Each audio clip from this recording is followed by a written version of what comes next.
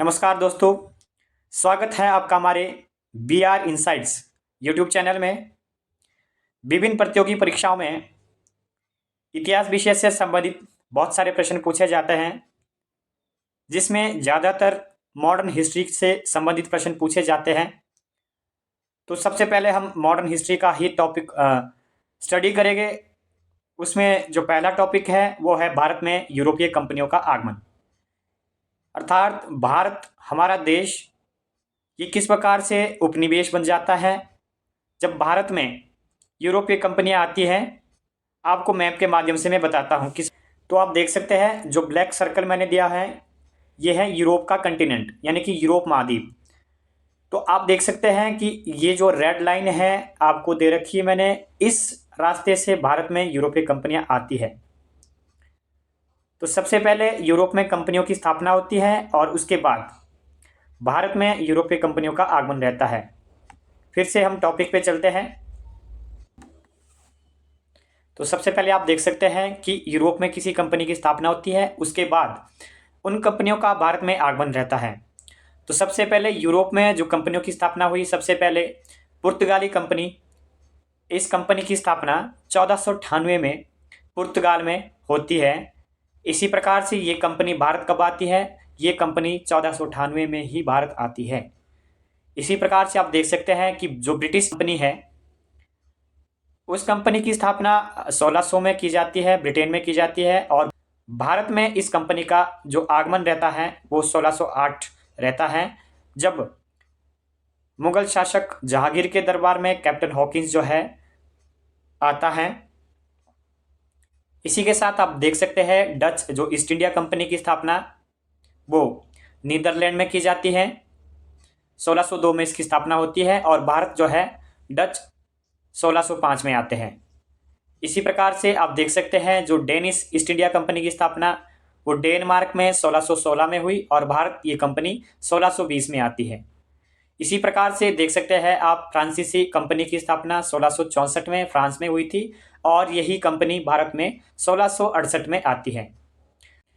अब मेन चीज़ के बारे में पढ़ते हैं कि कंपनियां भारत क्यों आई, यानी कि यूरोपीय कंपनियां भारत क्यों आई।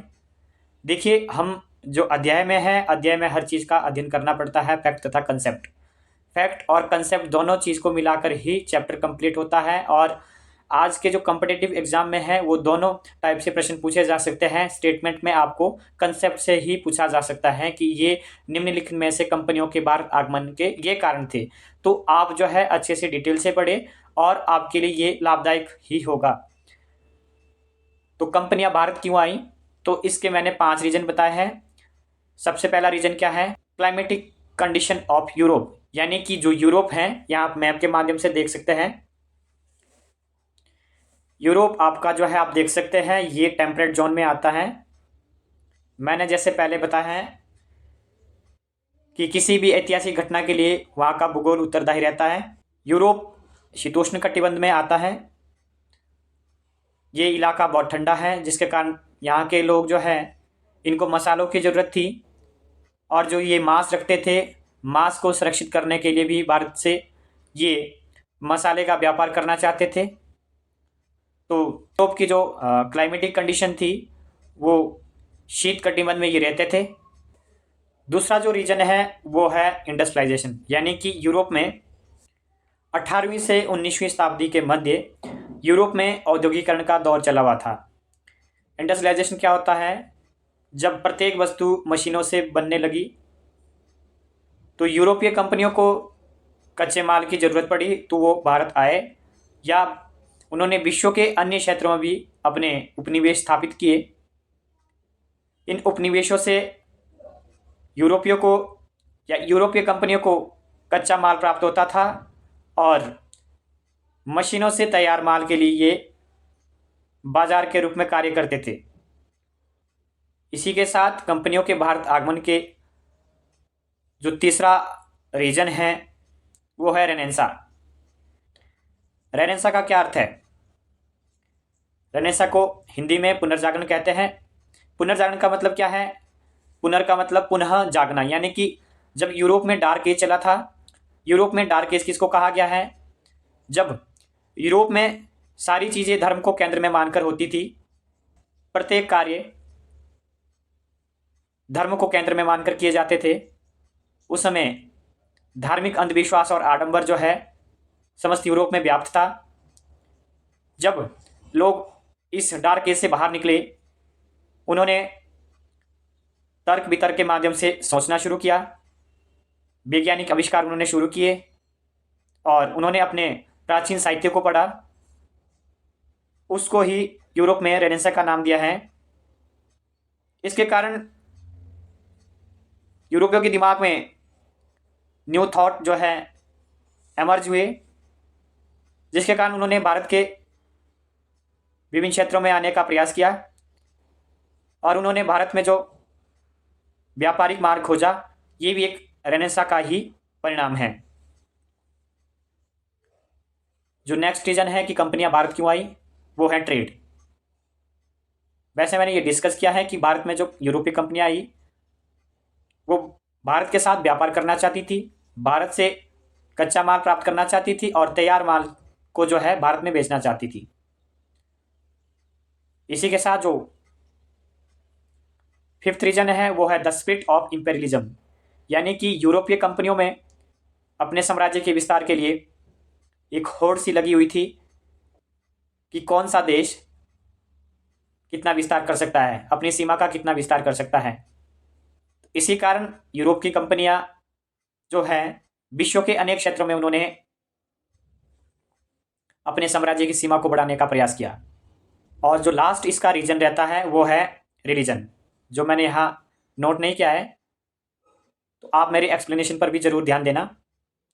जो रिलीजन था, धर्म था, वो मुख्य रीजन था। यूरोपीय कंपनियां अपने ईसाई धर्म का प्रसार विश्व के अन्य क्षेत्रों में करना चाहती थी, जिसके कारण उन्होंने जो है अन्य क्षेत्रों में जाना शुरू किया, यहाँ वहाँ अपने उपनिवेश स्थापित किए, वहाँ अपनी फैक्ट्री स्थापित की और उन उपनिवेशों में ईसाई शिक्षा का प्रचार प्रसार किया। तो हम जानेंगे कि किस प्रकार से पुर्तगाली भारत आए। सबसे पहले देखते हैं आप कि पुर्तगालियों के लिए या यूरोपीय कंपनियों के आगमन के लिए दो व्यापारिक मार्ग थे। आप मैप के माध्यम से देख सकते हैं। एक आपका जो है ये स्थल मार्ग था, जो पाकिस्तान, अफगानिस्तान, ईरान और तुर्की से होते हुए यूरोप जाता है। दूसरा जो मार्ग था यूरोपीय का भारत के आगमन के लिए, दूसरा मार्ग था फारस की खाड़ी और अरब सागर होते हुए। परंतु 1453 में एक घटना होती है। वो क्या थी कि 1453 में कुस्तुनतुनिया पर तुर्कों का अधिकार हो जाता है, जिसके कारण ये जो मार्ग थे, ये मार्ग यूरोपियों के लिए अवरुद्ध हो गए। तुर्कों ने इन मार्ग में हाई टैक्स वसूल किया और उन्होंने यूरोपियों के लिए भी यह मांग रखी कि अगर आपने इस रास्ते से आना है तो आपको हाई टैक्स पे करना पड़ेगा। अतः यूरोपीय कंपनियों को अन्य रास्ते की या अन्य मार्ग की खोज की जरूरत पड़ी। जो मैंने कुस्तुनतुनिया बताया, इसके बारे में थोड़ा सा जान लेते हैं। कुस्तुनतुनिया क्या था? जब आप मिडिवल पीरियड में यूरोपियन हिस्ट्री में आप पढ़ते हैं रोमन साम्राज्य। रोमन साम्राज्य दो भागों में विभाजित था, पूर्वी रोम और पश्चिमी रोम। यहां आप देख सकते हैं, ये जो मैंने यूरोप को पूर्वी रोम और पश्चिमी रोम में डिवाइड किया, तो यूरोप में जो रोमन साम्राज्य है वो दो भागों में विभाजित था, पूर्वी रोम और पश्चिमी रोम। पूर्वी रोम की जो राजधानी थी वो थी कुस्तुनतुनिया और जो पश्चिमी रोम की राजधानी थी वो थी रोम। तो 1453 में हुआ क्या कि इस रोमन साम्राज्य को दो भागों में विभाजित किया गया, जिसमें पूर्वी रोम यानी कि कुस्तुनतुनिया पर तुर्कों का अधिकार हो गया और इन मार्गों पर भी तुर्की नियंत्रण स्थापित हो गया। इन मार्गों से उस स्तर पर जो है टैक्स वसूल किया जाता था। अतः यूरोपीय कंपनियों को नए मार्ग के खोज की आवश्यकता पड़ी। अब जान लेते हैं किस प्रकार से यूरोपीय कंपनियां भारत आती हैं। सबसे पहले जॉन द्वितीय के संरक्षण में बार्थोलोमियो डियाज, ये पुर्तगाली यात्री था, 1486 में पहली बार अफ्रीका के दक्षिणी तट पर पहुंचने में सफल रहे, परंतु इससे आगे उनको जानकारी नहीं थी और ये जो है दक्षिण अफ्रीका के कैप ऑफ गुड होप से होकर वापिस यूरोप चले गए। इसी के साथ आप देख सकते हैं, मैप के माध्यम से आप देख सकते हैं